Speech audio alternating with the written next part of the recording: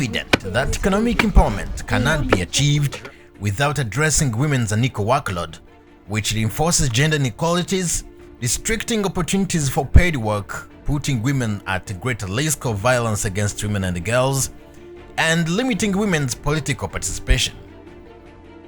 ActionAid believes that prevailing gender norms and power relations, which justify women's heavy workload and limit the control over productive resources, must be challenged for women to have equal opportunities for and outcomes in economic participation.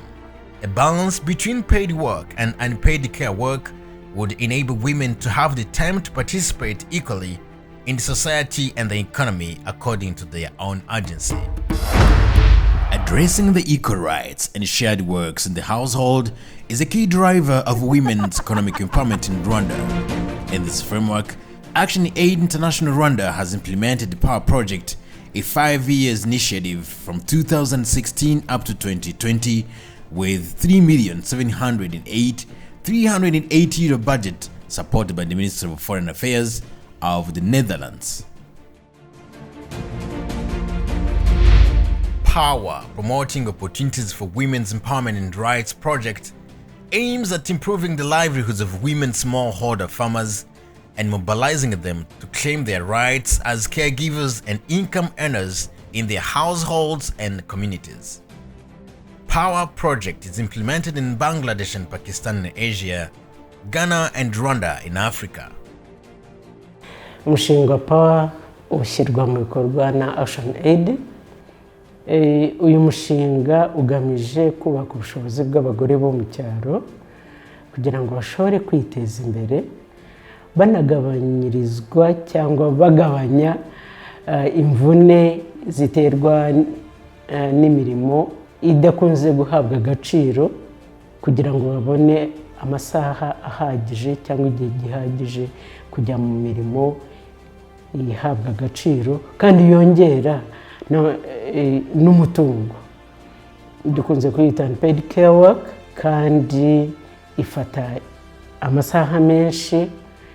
Wabaza umugabo ngo ese umugore wawe akora iki, ngo ntacyo akora yirirwa mu rugo, kandi ntabwo aba yaruhutse, ntabwo aba yicaye, kandi byanarimba yagera n'icyo akeneye bakakimucunaguza, bigatuma rero haba n'ihohoterwa. Ubundi umudamu witeje imbere ukirigita ifaranga ibintu byose bigenda neza. Ndi umugore usobanutse mbikesha umushinga wa Foro, mfite icyerekezo kandi ndakomeje urugendo.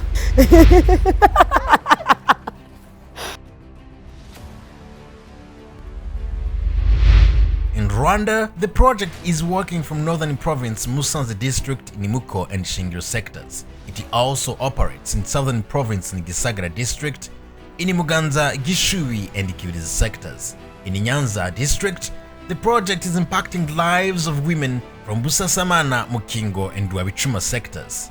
Also operates in Nyaruguru district in Ruheru sector and in the western province in Kalongi district, in Murundi and Gitezi sectors. Objectively, the project wanted to contribute to the increased economic empowerment of women in Rwanda, specifically empower 7,350 women smallholder farmers, organizing 245 farmer groups, 30 members each, that became cooperatives with legal personality. Mbere ekishani yagitari yaduhari no soko twari tubayeho nabi. Kuba imvura yabaga iguye tukiruka tugataha. Ariko ubu ngubu aho tuboneye isoko pe, ubu tumeze neza, turacuruza uko dushaka, buri wese rukubona ko ntitutikitereka ibintu hasi. None ubu ngubu nta kibazo, ubu nugucuruza, mitiwere turi kuyibona ku gihe, tukabona amafaranga y'ubwizigame, ubu nta kibazo gisheni yedi yaturwanyeho cyane. Around 37,485 member families benefited the project and contributed to the increased economic empowerment of rural women farmers.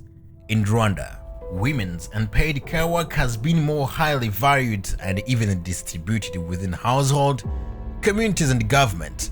And moreover, hours spent by women on unpaid care work was reduced, resulting in more free time for women to engage in social, economic and political activities. Tugereranyije ubona hari ikintu cyahindutse uko bari bameze mbere ntago ariko bakimeze ubu usanga abagore bafite isuku yambara igitenge cyiza bafasha abagabo babo gukemura ibibazo byo mu ngo zabo niba abana bakeneye amakaye tuvuge ku ishuri cyangwa umwenda wo kwambara wa mudamu aramufasha ntategereze ko ari umugabo ukora byose kubera n'amahugurwa babaha usanga nabo bagerageza kugira ibyo bakora kugira ngo bashakishe ibitunga urugo rwabo batategereje abagabo ntabwo ari babagore basigaye bicara mu rugo ngo bategereze ko abagabo aribo bakora byose. The project has supported target groups with access to time and labor-saving interventions, including access to household-level clean tap water, village water wells and water kiosks, rainwater harvesting structures, time and energy-saving cooking stoves, community child care centers, among others. Mbere isidi tutarayibona twiriranwaga n'abana mu rugo tukajya mu kazi ntidukore kubera abana birirwa badufata ariko aho isidi yaziye turajya mu kazi kacu turabohereza ku irerero abana bakiga bakanywa igikoma nta kibazo tugatahira igihe dushakiye abana bacu tuzi ko bitaweho bari ku ishuri.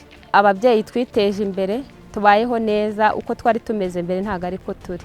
Mbere ntarahura n'umushinga wa foro nari mu bwigunge nakoraga imirimo myinshi mvunnye simenyekane mu bandi ubwenge bwari kure ariko aho mbonekeye mu muryango wa foro ubwenge bwarafungutse menya gukora menya kwifatanya n'abandi kandi no mu mirimo nakoraga y'ingufu yanjye nyine idahabwa agaciro nyuma aho umushinga wa foro ubonekeye bagiye badufasha baraduhugura badutera inkunga twatashyaga inkwi ku buryo bugoranye ubwo badutera inkunga tubona imbabura yo gucanaho inkwi nkeya navomaga uyu mugezi wo hepfo bita Nyabahanga ariko baza kudufasha umushinga wa foro baduha amazi baduha ikigega.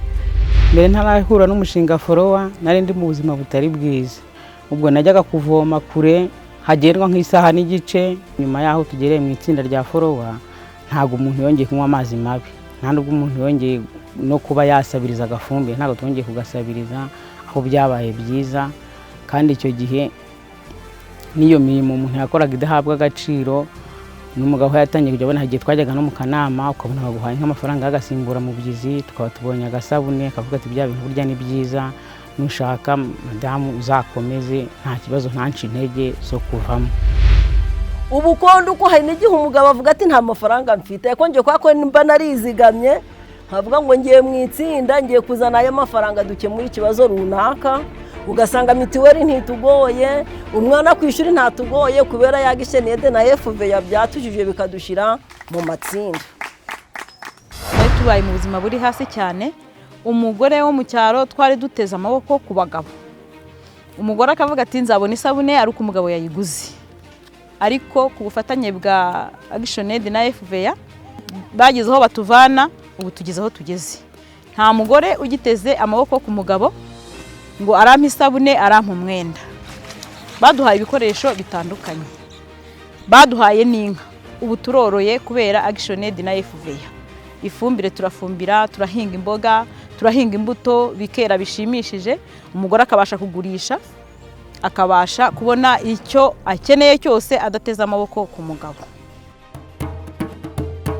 Mbere tutaraza muri foro twakoraga imirimo idahabwa agaciro nta faranga umugore ari kubona ariko aho tugiriyemo muri foro bakaduhugura uwo mugore wese mu rugo mwabasura bafite matera twabuguriye matera tumaze kubona matera turyama ahantu heza hasobanutse se ko tumaze kubona matera none matera turyama tutariye tugiye kwikurakamo ubushobozi dushakamo ubushobozi mu 12,500 ubwo tugura umurima turawufite hano hepfo y'isoko mwiza cyane twaguze 300.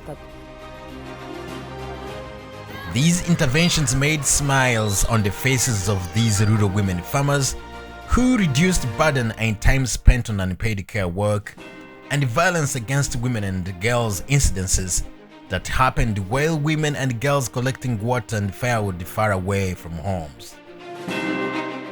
families have gained more time to sufficiently engage in income-generating activities and group savings that reduce the rate of the gender time poverty.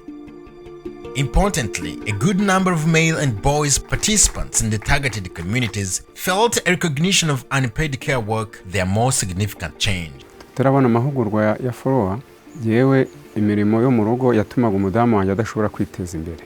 Ubwo nkumva ko nta kibimbwe ariko aho amahugurwa abonekeye yewe narahagurutse mfasha umudamu gukora cyane noneho biza kuba byiza cyane aho forodo tereye inkunga iduha amazi mbere yabashaga kumesa wenyine kandi ameshesheje n'amazi avanye kure ariko ubu aramesa nanjye nkamesa no koza ibyombo nkamufasha akabasha nawe kujya mu mirimo yo kumuteza imbere akajya mu matsinda abasha kwaka inguzanyo yo kwiteza imbere ndetse forowa yarongeye iraza idutera inkunga y'umuriro ubu ngubu turacana muri cyagiye cyo kuba mu kizima mudamu yabaga bifitemo ingorane ariko ubu noneho ashobora kureba n'amakuru akabona uko abandi badamu bahandi biteje imbere.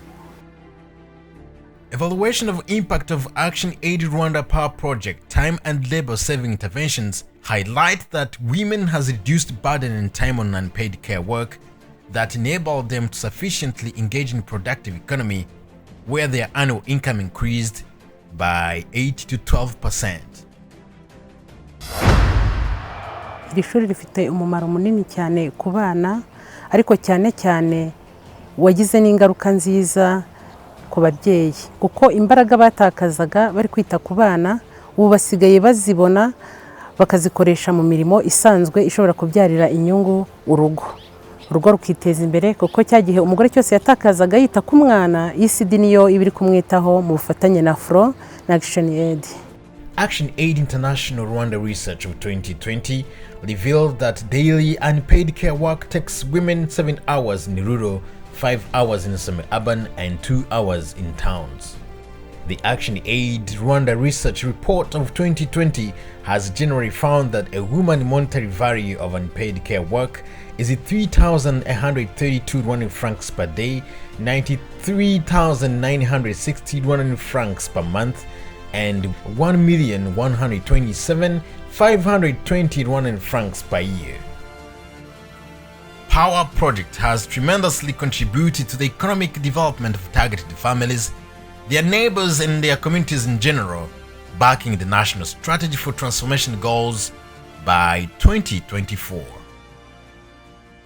Turabashimira cyane rero kandi twizera yuko ibyo bikorwa twakorewe ari amazi y'abaturage ari amarero yubakiwe abana umunsi babasha kujya kwiga ndetse ibyo bikoresho bitandukanye bagiye bahabwa turabishima kandi twizera ko bizakomeza kubyazwa umusaruro kugira babashe kubateza imbere ko byari muri gahunda y'umushinga muri rusange. To ensure an increased economic empowerment of rural women and farmers, we need first of all recognition of their unpaid care work, reduction of their unpaid care work, redistribution of this unpaid care work, and also representation of women in all economic and social political activities. Icyo twabwira abaturage bose by'umwihariko bariya bagize ariya matsinda mu by'ukuri nuko bagomba kubungabunga no kwita kuri ibyo bikorwa kuko umushinga Power twawugereranya na kwa kundi perezida ajya atubwira ngo akimuhana kazi imvura ihise. Umushinga rero waraje umaze imyaka 8 urarangiye ntukwiriye kuburangirana n'ibikorwa byakozwe. Ibyakozwe byarakozwe bikwiriye kubungwabungwa kugira ngo inyungu yabyo cyangwa ingaruka nziza ikomeze gusigasirwa kugira ngo iterambere rirambye rizashobore kugerwaho.